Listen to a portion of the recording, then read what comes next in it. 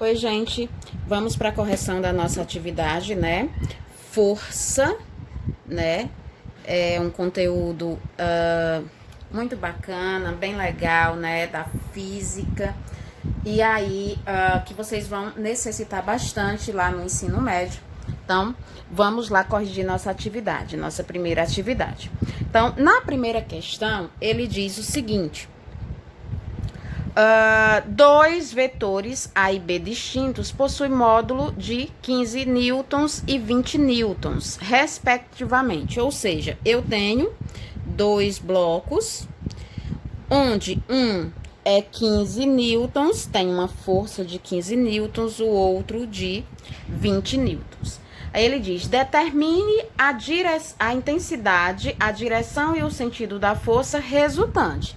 Ele quer saber, né, qual a força resultante, e embaixo ele dá uma figurinha que tem 4 menininhos puxando esses blocos na mesma direção.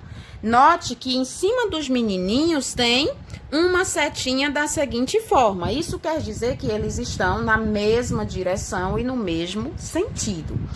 Quando as forças elas estão na mesma direção e no mesmo sentido, elas se somam. Então, a força resultante vai ser a força 1 mais a força 2. Quem é a força 1? É 20. Quem é a força 2? É 15. Nesse caso, tanto faz você colocar o 20 antes ou depois, o resultado não vai ser modificado. Então, 20 mais 15 dá 35 newtons. Então, essa é a força resultante na primeira questão. Na segunda é uma questão de aberta, né? Uma questão não tem cálculo. Então ele diz: para a física, força é uma grandeza vetorial. Vou ler só até a vírgula, tá? Uma grandeza vetorial é uma grandeza setorial. Letra C, uma grandeza vetorial. Letra D, uma grandeza setorial. Então, a gente já descarta a letra B e a letra D, porque ela não é setorial, ela é vetorial. Ok.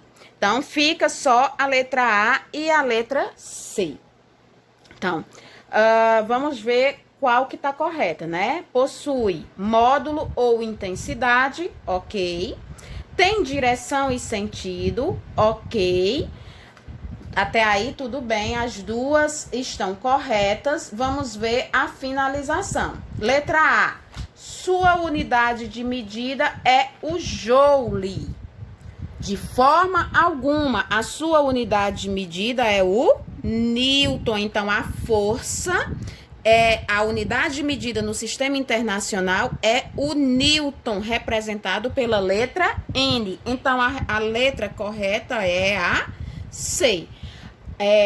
Para a física, a força é uma grandeza vetorial que possui um módulo ou intensidade, tem direção, tem sentido e sua unidade de medida é o newton, certo? Na terceira, determine a intensidade, a direção e o sentido da força resultante da figura abaixo. Então, na figurinha abaixo, né, da terceira questão, olha só, tem um bloquinho e ele faz assim, uma setinha para cá, uma setinha para lá, ok? Aqui 15 newtons, 40 newtons, 60 newtons e 5 newtons. Então, gente, nesse caso aqui, veja só, eles estão colocando uma força na mesma direção, só que o sentido é contrário. Tá vendo que tá um para a direita, o outro para a esquerda?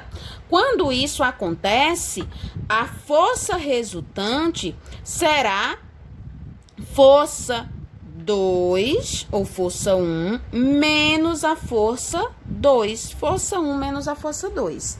Então, no primeiro, né, a primeira força, então nós temos 40 menos 15. Então, a força resultante vai ser 40 menos 15 vai dar 25. Muito bom. 25 quem? 25 newtons. Não pode esquecer a unidade de medida. A segunda força resultante vai ser quem? Força 1 também menos a força 2, porque estão em direções contrárias. Olha a setinha. Como é que eu sei? Pela setinha, a posição da seta. Então, 60 menos 5. Então, 60 menos 5 é 55 newtons. Então, a primeira força, 25. A segunda força, 55, que é a letra A, a resposta correta. Certo? Próxima questão, né? A quarta questão. Na quarta questão e última, ele diz o seguinte. Quarta questão e última. Um cabo puxa uma caixa com força de 30 newtons. A força, 30 newtons. Aqui ele já dá uma força, né? Perpendicular a essa força, outro cabo exerce, força perpendicular. Então, o que é que isso quer dizer? Que nós temos aqui um bloquinho, e em vez de ela ter uma direção e o mesmo sentido, olha só, ela vai perpendicular, ela faz isso aqui, ó, formando um ângulo de 90 graus. Então, a primeira força é 30 newtons, a segunda força é 40 newtons. Eles não estão puxando nem contrariamente e nem na mesma direção.